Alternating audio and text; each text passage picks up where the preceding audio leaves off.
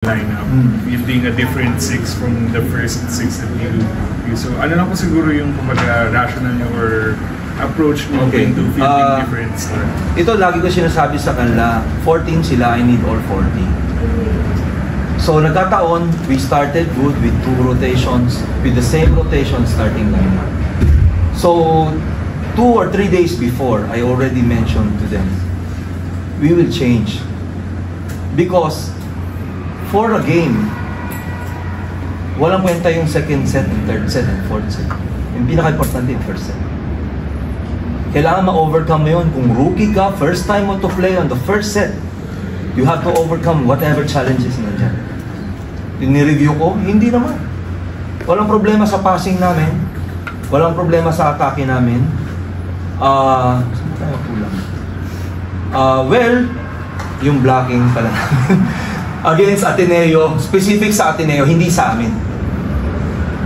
Medyo nakapasa yung Ateneo yung time na yon, nakapag-set sila na mabilis. Doon kami nagkulang. Pero tataya yon, I can say na I can again make them as the first set, the same group with this. Kasi talaga, you know, anytime, katulad ngayon, may mga sick sa amin. O sino maglalaro? Hindi naman po pwedeng itong players. Haba yung UAP eh.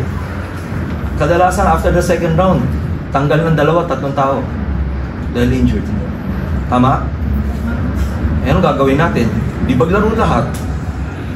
Yun. So walang ano yun, walang against yun sa kalaban namin, walang whatever. Sabi ko, hindi ko alam history ng dalawang team kung meron. I focus on the UP volleyball team. If I need to build their confidence, I will build their confidence. Sabi ko, pag hinata kita dyan, binigay kang tiwala ng team sa'yo, dapat ready ka. So ready. Anytime, kita nyo yung kanina, pag papasok, ready sila.